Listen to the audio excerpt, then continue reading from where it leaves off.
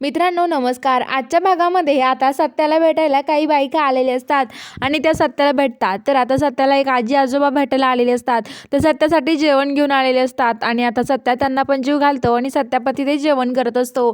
तिथे दोघी जणी बायका येतात. तर एका बाईच्या तोंडाला हाणलेलं असतं तिच्या नवऱ्यानी. तर सत्या म्हणतो की तोंड का झाकवलं, यांनी काय झालंय तोंडाला. तर ती बाई तोंड दाखवत नाही. तर सत्या म्हणतो तुझ्या नवऱ्याने मारले ना, मला माहिती तो कसा माणूस आहे. जाय रे आम्या, बघ रे काय झालं. तिच्या नवऱ्याला धरून आणि ते तर आता आम्या तिथून निघून जातो आणि आता सत्या म्हणतो की काळजी करू नका, मी सगळं काही नीट वगैरे करेल आणि मी लवकरच बरा होईल तुमच्यासाठी असं म्हणतो.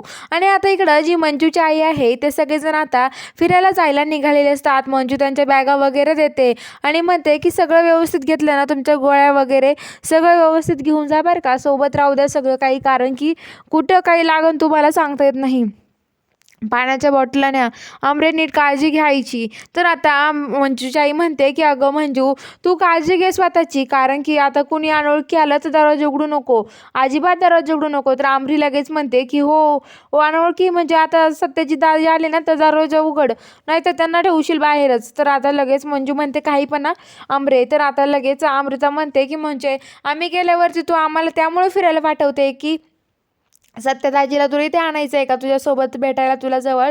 तर आता मंजू म्हणते काही पण बोलू नको असं म्हणते आणि ती म्हणते जा आता तुम्ही आई. आणि मंजूची आई म्हणते काळजी घ्या. तर मंजू म्हणते की अगं आई, मी इन्स्पेक्टर आहे आता, माझी कशाला काळजी करते, जा तुम्ही. आणि मंजूच्या आईन ते सगळे तिथून फिरायला निघून जातात.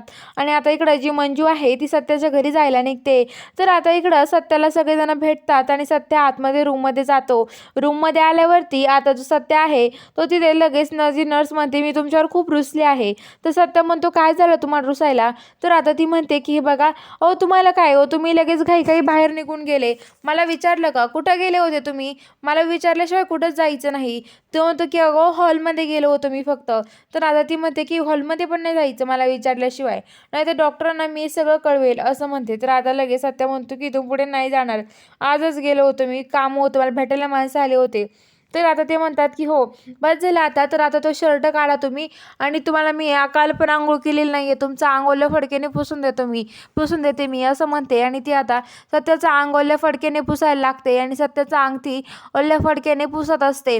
आणि आता ओल्या फडक्याने ती त्याच्याजवळ जाऊन पुसत असते. तर आता इकडं मम्मी साहेब त्या सगळेजण नाश्ता करायला बसतात. मम्मी साहेब म्हणतात काय गं स्वप्ने, सत्याला नाश्ता दिलाय का तू. तर आता स्वप्नी म्हणते की हो दिलाय ना, सत्याजित भाऊजींना नाही ना सकाळी नाश्ताच नाही दिला, ते बाहेर बोलत होते त्या नादात मी नाश्ता कुठं दिला, त्यांना नाश्ताच नाही दिला असं म्हणतात. तर आता लगेच ती म्हणते की मग जाय आता नाश्ता देऊन ये.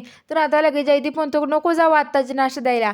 तर आता मम्मी साहेब म्हणतात कमून. तर आता लगेच कुणी आलंय का तिथे भेटायला, काय हो चित्रकार म्हणतात नाही नाही. तर आता लगेच असं जयदीपच्या तोंडातून निघून जातं वाघमारे.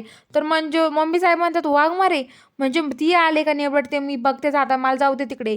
तर जसं चित्रकार म्हणतात आधी सगळ्यांनी नाश्ता करून घ्या, ती चौकशीसाठी आली असेल असं म्हणतात. आणि आता इकडं ते लगेच बायला हवालदाराला मम्मी साहेब बोलवून घेतात आणि बाहेर येतात आणि ते बसतात. तर ते म्हणतात की मम्मी साहेब हवालदाराला विचारतात काय हो काय चौकशी आहे आता तिथे आले. तर तर आता मंजू येते आणि दरवाजातून डोकून बघत असते. ते नर्स सत्याजवळ असते. मंजू लगेच दरवाजा उघडते आणि आतमध्ये जाते आणि म्हणते काय गं काय करते तू, हो लांब त्याच्यापासून, त्याच्याजवळ जाण्याचा प्रयत्न करते का, जवळीक साधण्याचा प्रयत्न करते का. आणि तिला लगेच बाजूला ओढून घेते आणि बाजूला उठून देते. आणि हे बघ ती म्हणते की परत सत्याजवळ जाण्याचा प्रयत्न पण करू नकोस असं ती तिला धमकावते.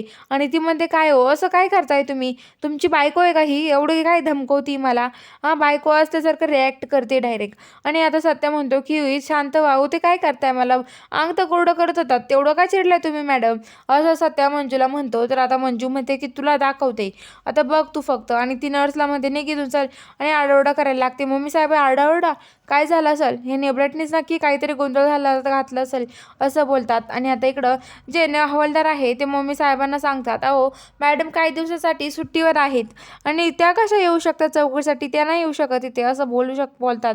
बघूया आता पुढील भागात काय घडणार आहे, बघायला चॅनलला सबस्क्राईब करा.